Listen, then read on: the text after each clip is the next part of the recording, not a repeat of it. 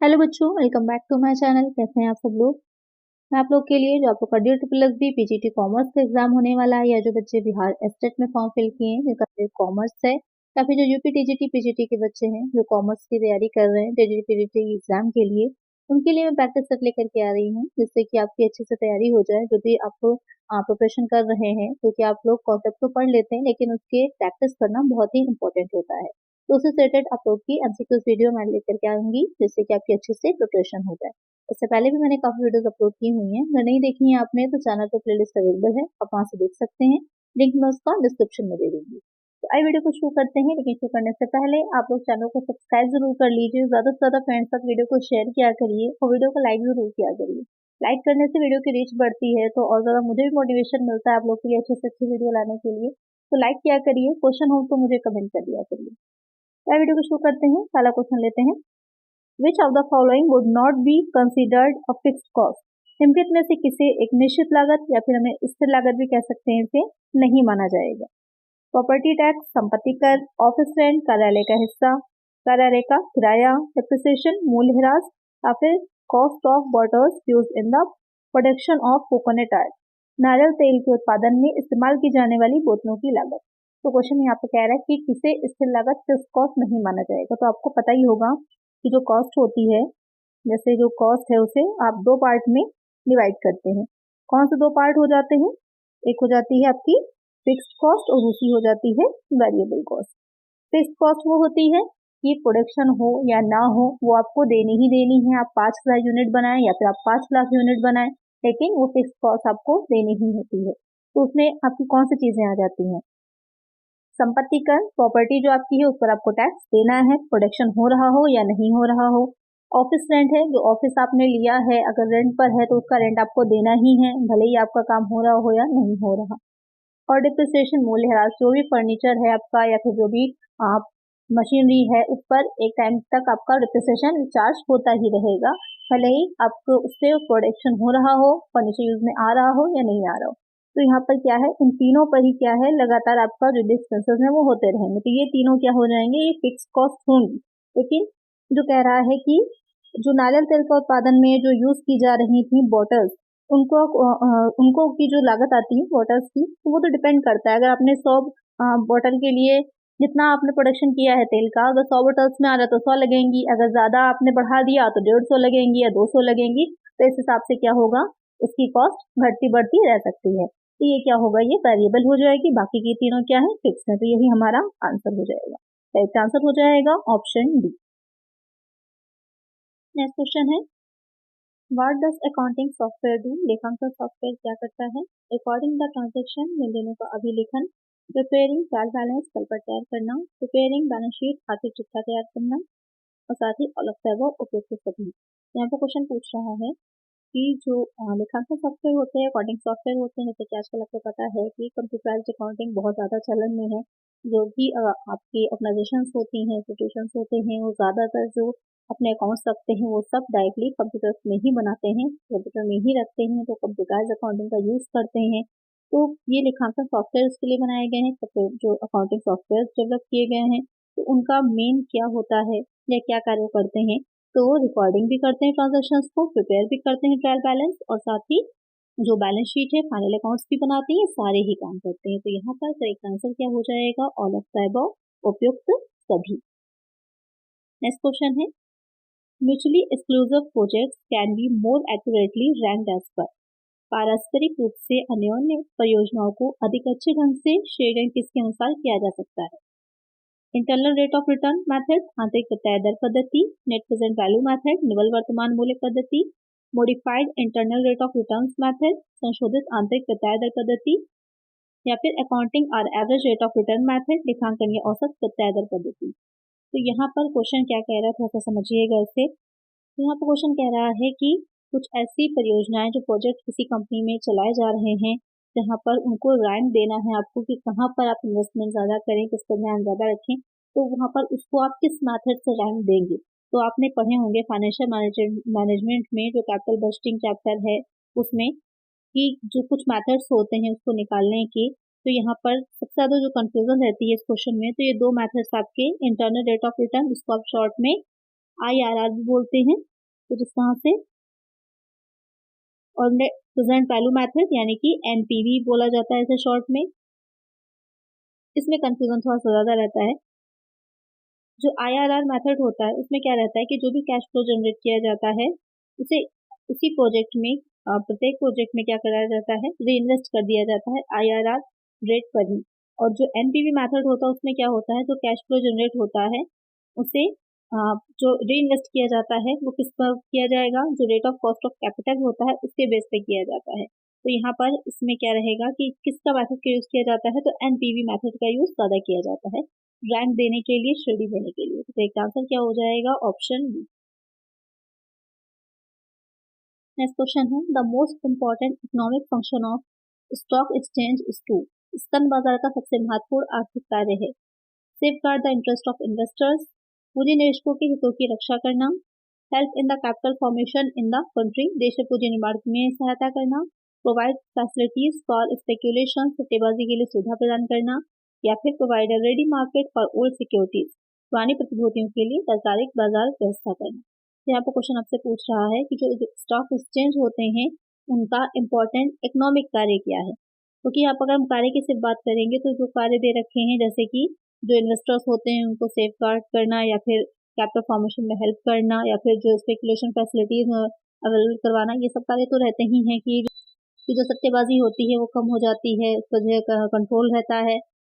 लेकिन जो मेन काम है यहाँ पर महत्वपूर्ण आर्थिक कार्य की जो बात की जा रही है तो वो कौन सा हो जाएगा, तो वो हो जाता है जो पुरानी प्रतिभूतियां होती हैं, ओल्ड सिक्योरिटीज होती हैं, जो कंपनियां पहले से कार्य कर रही हैं, उनके शेयर्स जो है मार्केट में खरीदे बेचे जा रहे हैं, वहां पर उन कंपनियों के लिए क्या करते हैं, एक रेडी मार्केट प्रोवाइड कराती है। तो करेक्ट आंसर क्या हो जाएगा, ऑप्शन डी। नेक्स्ट क्वेश्चन है, which of the following is not a feature of OTCEI, निम्नलिखित में से कौन OTCEI का लक्षण नहीं है। Quick transfer and disposal system, शीघ्र हस्तांतरण एवं निपटान पद्धति, नेशनलाइज्ड कंप्यूटराइज्ड नेटवर्किंग, राष्ट्रीयकृत कंप्यूटराइज्ड नेटवर्किंग, रिंगलेस ट्रेडिंग सिस्टम, स्थान रहित व्यापार पद्धति, या फिर fragmentation of regional stock exchange, क्षेत्रीय स्तन विपणियों का विखंडन। तो यहाँ पर क्वेश्चन कह रहा है कि क्या इसका लक्षण नहीं है, तो इसके लिए सबसे इंपॉर्टेंट ये जानना कि इसकी फुल फॉर्म क्या होती है। तो यहाँ पर अगर इसकी हम फुल फॉर्म की बात करें कि इसकी फुल फॉर्म क्या है, तो इसकी फुल फॉर्म हो जाती है ओवर द, को भी नोट कर लीजिएगा, एग्जाम में आपके पूछ सकता है कि फुल फॉर्म क्या है। तो इसकी फुल फॉर्म हो जाती है ओवर द काउंटर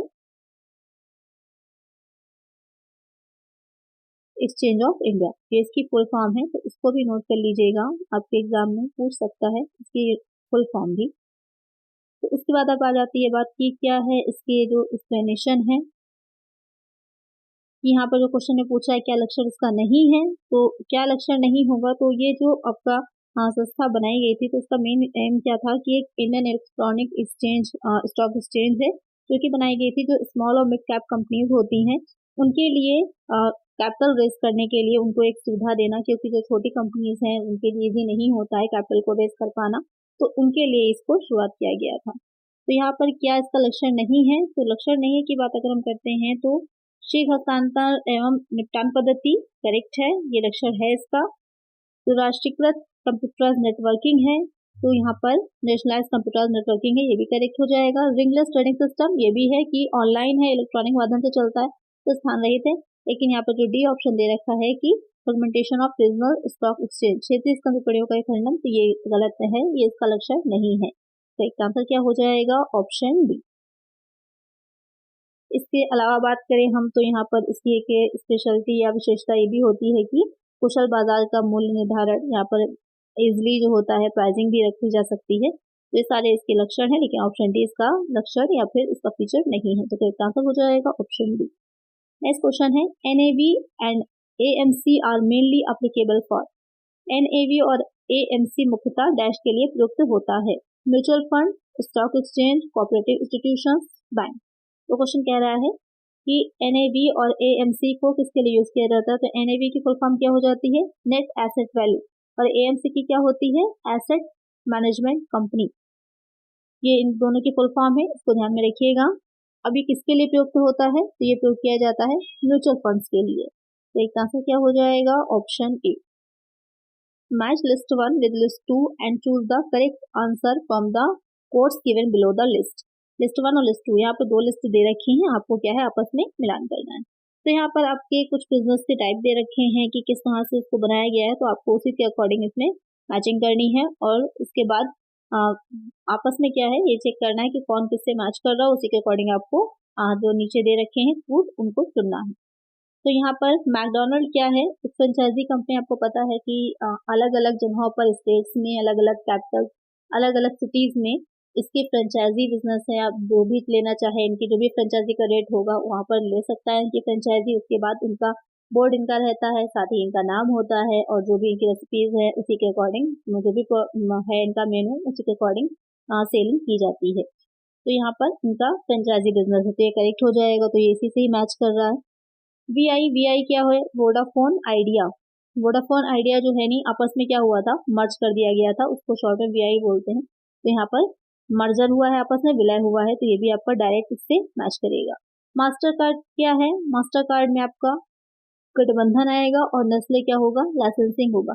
अब आइए मैच करते हैं कि कूट के अकॉर्डिंग कौन सा करेक्ट होगा। तो यहाँ पर अगर हम देखें तो फर्स्ट वाला हमारा आ जाता है, करेक्ट आंसर आ जाएगा कि आप देख रहे होंगे सामने जो लिखा हुआ है आपस में ही मैच कर रहे हैं, सूची 1 और सूची 2 जो दो दे रखी है, तो यहाँ पर करेक्ट आंसर ए वाला ही हो जाएगा। करेक्ट आंसर हो जाएगा ऑप्शन ए। नेक्स्ट क्वेश्चन है, which of the following statement is not correct, निम्नलिखित में से कौन सा कथन सही नहीं है। The cost of capital is required rate of return to ascertain the value of the firm, प्रतिष्ठान के मूल्य का पता लगाने के लिए पूंजी की लागत लाभ की अपेक्षित दर होती है। Different sources of funds have a specific cost of capital related to that source only. निधियों के विभिन्न स्रोतों को केवल उस सोर्स से संबंधित पूंजी की विशिष्ट लागत होती है। Cost of capital does not comprise any risk premium. पूंजी की लागत में कोई जोखिम प्रीमियम शामिल नहीं होता। Cost of capital is basic data for NPV technique. पूंजी की लागत NPV तकनीकी के लिए आधारभूत आंकड़ा है। तो ये वाला तो पॉइंट अभी हमने समझा ही था। आपके क्वेश्चन में जहाँ पर प्रोजेक्ट को रैंक करने की बात हो रही थी, तो ये तो हमारा करेक्ट हो जाएगा। यहाँ पर दूसरा फर्स्ट ऑप्शन जो दे रखा है कि प्रतिष्ठान के मूल्य का पता लगाने के लिए पूंजी की लागत जो होती है लाभ की अपेक्षित दर पे होती, करेक्ट है, ये भी सही है। तो यहाँ पर आपसे क्वेश्चन में गलत पूछ रहा था, तो यहाँ पर अब हमारे पास बचते हैं बी और सी ऑप्शन। बी और सी ऑप्शन की अगर हम बात करेंगे तो निधियों के विभिन्न स्रोतों की केवल उस स्रोत से संबंधित पूंजी की विशिष्ट लागत होती है, करेक्ट है। जो सी ऑप्शन दे रखा है कि पूंजी की लागत में कोई जोखिम प्रीमियम शामिल नहीं होता, तो ये गलत हो जाएगा आपका। कि जो पूंजी की लागत होती है, हम कॉस्ट निकाल रहे होते हैं तो वहाँ पर सारी चीज़ों को देखते हैं। कॉस्ट ऑफ कैपिटल अगर आपने चैप्टर पढ़ा होगा तो वहाँ पर देखा होगा कि इसमें बहुत सी चीज़ें जो होती हैं पूंजी की लागत में इंक्लूड की जाती हैं। तो यहाँ पर करेक्ट आंसर जो होगा आपका, जो कि एक्चुअल में मतलब गलत है इन चारों पॉइंट्स में, तो वही हो जाएगा हमारा करेक्ट आंसर। करेक्ट आंसर हो जाएगा ऑप्शन सी।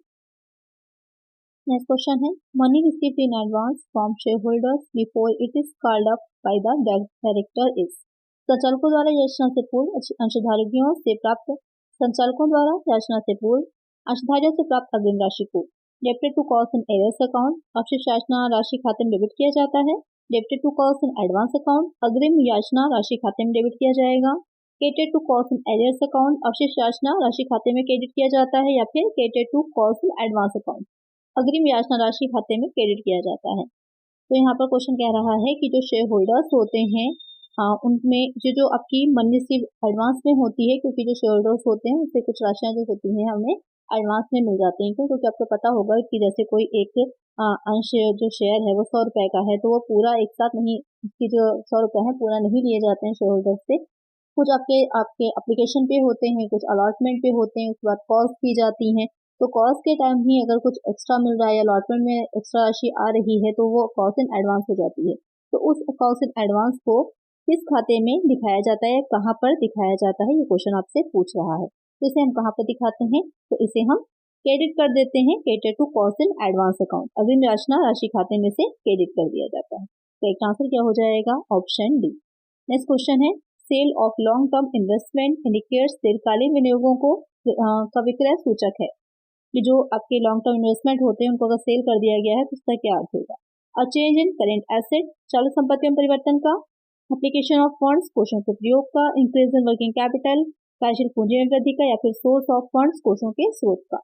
तो यहाँ पर जो लॉन्ग टर्म इन्वेस्टमेंट होती है उनको सेल किया जा रहा है, तो उसका क्या मतलब होगा, जब आप सेल कर रहे होते हैं तो वहाँ पर आपको जो भी इनकम है वो जनरेट हो रही है, सोर्स ऑफ इनकम हो रहा है ना, तो यहाँ पे क्या होगा, सोर्स ऑफ फंड्स, कोषों के स्रोत का। तो एक आंसर हो जाएगा ऑप्शन डी।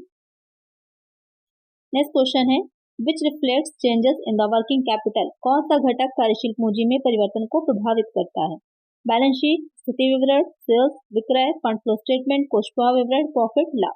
क्वेश्चन आपसे कह रहा है कि जो वर्किंग कैपिटल होती है उसमें जो चेंजेस आ रहे हैं, तो इसमें से कौन सा फैक्टर होता है जो उससे प्रभावित होता है या उसको प्रभावित करता है? तो यहाँ पर कौन सी चीज उसको प्रभावित करेगी? जो फंड फ्लो स्टेटमेंट हम बनाते हैं, तो जब हम फंड फ्लो स्टेटमेंट बनाते हैं, मैनेजमेंट अकाउंटिंग में आपने पढ़ा होगा, तो सबसे पहले हम क्या बनाना होता है, चेंजेस इन वर्किंग कैपिटल ही हम बनाते हैं, उसका फॉर्मेट कि कितना चेंज हुआ है प्रीवियस ईयर से करंट ईयर में, और उसके बाद हम बनाते हैं अपना जो अकाउंट्स होते हैं अलग अलग, जो भी आपकी इन्फॉर्मेशन दे रखी होंगी बैलेंस शीट में, या फिर जो profit and loss account available होगा, दे रखा होगा, और जिसमें पीएनएल बनाते हैं, उसके बाद हम उससे फंड फ्लो स्टेटमेंट तैयार करते हैं। तो यहाँ पर किसको प्रभावित करता है? फंड फ्लो स्टेटमेंट को, कोष प्रवाह विवरण को। तो एक आंसर हो जाएगा ऑप्शन सी।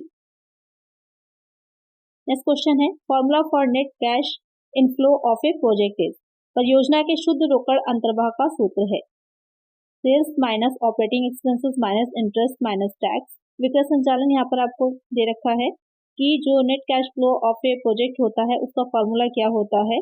बी ऑप्शन में सेल्स माइनस ऑपरेटिंग एक्सपेंसेस, जब सेल्स में से हम ऑपरेटिंग एक्सपेंसेस को लेस कर देते हैं तब निकल करके आता है, या फिर net profit after tax plus depreciation, जो कर के पश्चात शुद्ध लाभ होता है उसमें ह्रास को जोड़ देने से, ग्रॉस प्रॉफिट प्लस डिप्रिसिएशन, या फिर सकल लाभ में जो डिप्रिसिएशन होता है उसको जोड़ने पर। तो ये कब निकल करके आता है? रोकड़ प्रवाह जो होगा वो आपका नेट प्रॉफिट जो आफ्टर टैक्स होता है उसमें जो डिप्रिसिएशन होता है उसको ऐड कर दिया जाता है, उसके बाद निकल करके आ जाता है।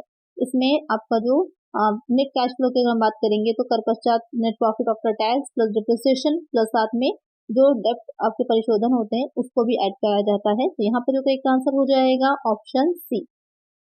नेक्स्ट क्वेश्चन है, revenue is generally recognised as being earned at the point of time when, आय का उपार्जन होना सामान्यतः उस समय बिंदु पर मान्य होता है जब सेल्स इज इफेक्टेड, बिक्री कर दी जाती है, बिक्री इफेक्टेड यानी कि बिक्री प्रभावित होती है, profit and loss account is prepared, लाभ हानि खाता तैयार किया जाता है, प्रोडक्शन इज कंप्लीटेड, उत्पादन पूरा हो जाता है, कैश इज रिसीव्ड, रोकड़ प्राप्त हो जाती है। तो यहाँ पर क्वेश्चन कह रहा है कि जो आय का उपार्जन होगा वो किस बिंदु पर माना जाता है। आपने पढ़े होंगे फाइनेंशियल अकाउंटिंग में जो सिद्धांत है, कॉन्सेप्ट है, प्रिंसिपल्स होते हैं जो लेखांकन के सिद्धांत कहलाते हैं, उसमें आपने आय उपार्जन का भी एक सिद्धांत पढ़ा होगा। तो वहाँ उसके अकॉर्डिंग आपका कि कब आय उपार्जित मानी जाएगी, जब सेल हो जाती है, सेल इफेक्ट होती है, तभी आय को उपार्जित मान लिया जाता है। तो एक आंसर हो जाएगा ऑप्शन ए।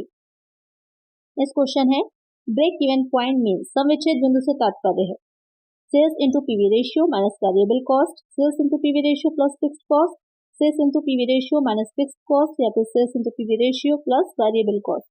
क्वेश्चन कह रहा है कि ब्रेक इवन पॉइंट, शॉर्ट में हम इसको बीईपी बोलते हैं।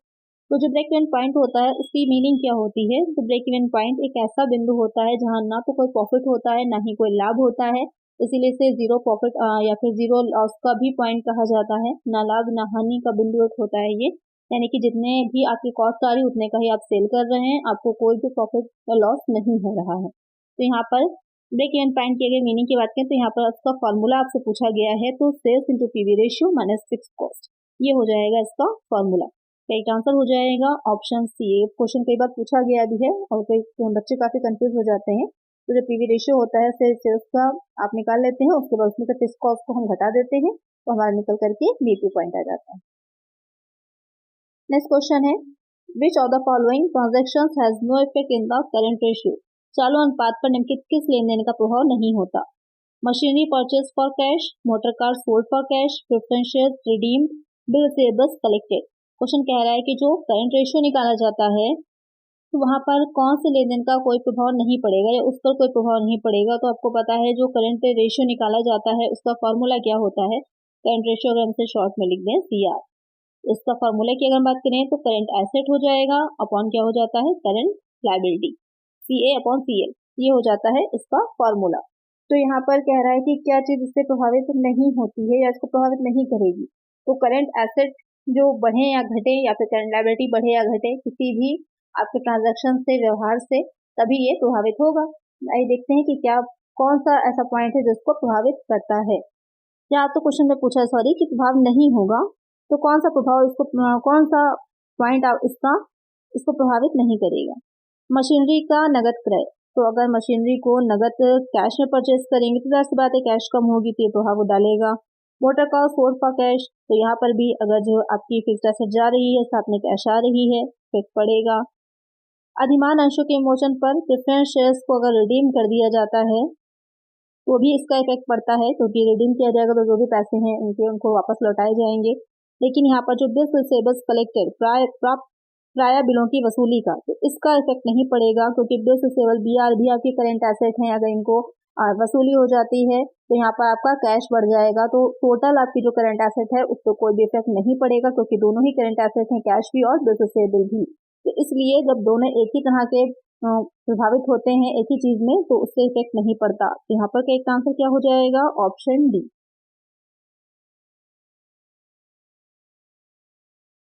नेक्स्ट क्वेश्चन है, सैक्रिफाइस रेशियो इज यूज, त्याग अनुपात का प्रयोग होता है on the death of A partner, एक साझेदार की मृत्यु पर, on the retirement of A partner, एक साझेदार के अवकाश ग्रहण करने पर, on the dissolution of A firm, एक फर्म के विघटन पर, on the change in the profit sharing ratio, लाभ विभाजन के अनुपात में परिवर्तन होने पर। क्वेश्चन कह रहा है जो त्याग अनुपात सैक्रिफाइसिंग रेशियो होता है उसका प्रयोग कहाँ पर किया जाता है। तो सैक्रिफाइसिंग रेशियो जो होता है आपको पता ही होगा, आपने पार्टनरशिप पढ़ी होगी, तो कब किया जाता है, जब कोई नया पार्टनर जो होता है नया पार्टनर जो होगा वो आता है किसी भी बिजनेस में जो साझेदारी का है, तो वहां पर जो ओल्ड पार्टनर्स होते हैं वो अपना कितना हिस्सा जो होता है उसका त्याग कर रहे होते हैं, तो उसका नया हमें लाभानी अनुपात निकालना पड़ता है उसको देने के लिए। तो जो ऑलरेडी हैं, ऐसे ए और बी दो पार्टनर ऑलरेडी हैं कहीं पर और बी अब आ रहा है नया पार्टनर, तो ए और बी अपने प्रॉफिट का कुछ हिस्सा सी को देंगे ना, तो कितना उन्होंने त्याग किया ये हमको निकालना होगा अपने प्रॉफिट का। तो यहाँ पर इसको कब निकाला जाएगा, जब लाभ विभाजन के अनुपात में परिवर्तन होगा। तो इसका आंसर क्या हो जाएगा, ऑप्शन डी।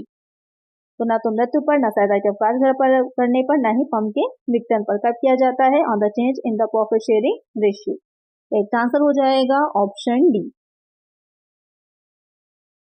इसके अलावा जब आपका कोई नया साझेदार, अगर ये भी ऑप्शन में आपके लिए रखा होता कि कोई नया साझेदार प्रवेश कर रहा है तो वो भी आपका आंसर करेक्ट होता, तो इसको ध्यान में रखिएगा। नेक्स्ट क्वेश्चन है, the overall performance of A business unit is measured by, एक व्यवसाय के संपूर्ण निष्पादन का मापन होता है रिटर्न ऑन इन्वेस्टमेंट विनियोग पर प्रत्याय द्वारा, इन्वेंट्री टर्नओवर रेशियो रहती आवक अनुपात द्वारा, net profit to sales ratio विक्रय पर शुद्ध लाभ के अनुपात द्वारा, प्रॉफिट ट्रेड रेशियो स्वामित्व अनुपात द्वारा। क्वेश्चन में कह रहा है कि एक व्यवसाय का जो पूरा निष्पादन है, संपूर्ण निष्पादन है, उसका मापन कैसे किया जाता है, किस बेसिस पे किया जाता है। तो उसका मापन किया जाता है रिटर्न ऑन इन्वेस्टमेंट, कि कितना उसमें इन्वेस्ट किया गया है और उससे कितना रिटर्न मिल रहा है, इससे पता चलेगा कि परफॉर्मेंस कैसी है उस बिजनेस की। तो एक आंसर हो जाएगा ऑप्शन ए। नेक्स्ट क्वेश्चन है, debtors rupees 8,400, provision for bad debt rupees 400, cost of sales rupees 36,000, profit 40% on sales, debt collection period would be. लेनदार है 8,400 के, अशुद्ध विरुद्ध प्रावधान है 400 का, बिक्री की लागत है 36,000 की और लाभ बिक्री का 40%। लेनदारों से उधार वसूल होने की अवधि है। तो यहाँ पर आपको क्या निकालना है, एवरेज कलेक्शन पीरियड निकालना है। तो इसके लिए क्या करना होता है, इसको निकालने का जो आपका फॉर्मूला होता है कलेक्शन पीरियड का, तो कलेक्शन पीरियड का फॉर्मूला सबसे पहले हम नोट करेंगे, उसी के अकॉर्डिंग हमारा आगे का जो भी चीजें रिक्वायर्ड है उसको भी निकालेंगे। तो एवरेज रिटर्न हो जाते हैं सबसे पहले, तो इसके फॉर्मूले में एवरेज डेटर अपॉन में आ जाता है नेट सेल, इनटू में, अब आपको क्वेश्चन पे ध्यान दीजिए, क्वेश्चन में अगर आपकी मंथ में दे रखी होंगी चीजें तो आप 12 करेंगे, अगर दिनों के अकॉर्डिंग दे रखी है तो 365 करेंगे। स्पेशली यहाँ पर आपने देख रहे होंगे आंसर जो दे रखा है वो डेज में दे रखा है, तो यहाँ पर हमें क्या करना है 365। कहीं कहीं पे क्वेश्चन में क्या होता है, स्पेशली ये कहता है कि 366 दिन मान करके 366 डेज मानिए, तो यहाँ पर आपको वो रखना पड़ेंगे।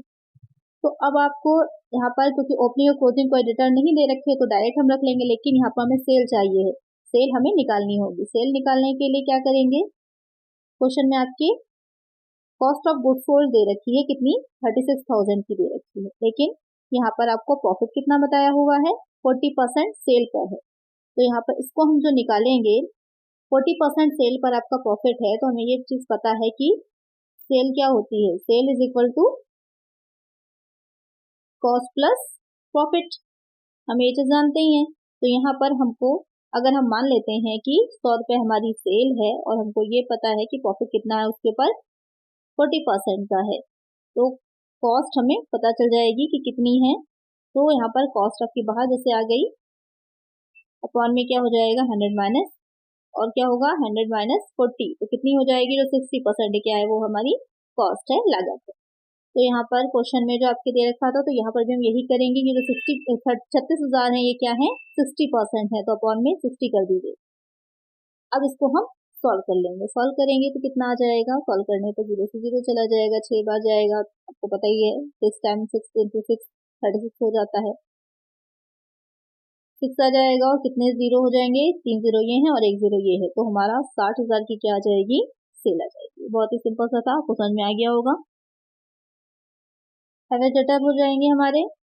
अब यहाँ पर भी एक चीज का ध्यान रखिएगा, जो डेटर्स हम निकाल रहे होंगे तो यहाँ पर आपके कुछ बैड डेट भी दे रखे हैं, जो बैड डेट दे रखे हैं प्रोविजन फॉर बैड डेट का, तो उसे हम लेस कर देंगे, तो 8,400 में से हमारे 400 क्या होंगे, लेस हो जाएंगे। तो अब कितने से बचेंगे, जो 8,000 के हैं वही हमारे डेटर्स बचेंगे। तो इसको सॉल्व करेंगे, एवरेज डेटर यहाँ पर 8,000 हो जाएगा। नेट सेल कितनी हमने निकाली थी 60,000 की, अगर आपको कुछ रिटर्न होता तो उसको हम यहाँ पर से लेस कर देते, यहाँ पर वो कुछ नहीं दे रखा है। उसके बाद इंटू 365 हो जाएगा। एक चीज ध्यान दीजिएगा, यहाँ पर नेट क्रेडिट सेल होती है, नेट सेल सिर्फ नहीं होती, नेट क्रेडिट सेल होती है। तो अगर टोटल सेल दे रखी है तो उसमें से कैश सेल को हम हटा देंगे, जो क्रेडिट पे होगी उसको ही लेके चलना है। यहाँ पर अब इसे हम सॉल्व कर लेंगे, पहले हम डिवाइड करेंगे फिर मल्टीप्लाई कर लेंगे, सॉल्व करेंगे तो कितना आ जाएगा 48.60 आ जाएगा। इसको हमें अप्रॉक्स कर लेना है, अप्रॉक्स कर लेंगे तो कितना आ जाएगा 49 आ जाएगा। 49 डेज देख के दे रखा है, ऑप्शन बी है आपका, तो इसका आंसर हो जाएगा ऑप्शन बी। आई होप आपको समझ में आ गया होगा अच्छे से कि इसे कैसे सॉल्व किया जाता है। तो आज की वीडियो में इतना ही। वीडियो अच्छी लगी होगी, क्वेश्चन अच्छे लगे होंगे, और वीडियो अच्छी लगी है तो वीडियो को लाइक कर दीजिएगा। इसी तरह के और वीडियोस के लिए चैनल को सब्सक्राइब कर लीजिएगा और फ्रेंड्स साथ वीडियो को शेयर भी कर दीजिएगा। मिलते हैं नेक्स्ट वीडियो में। Thank you.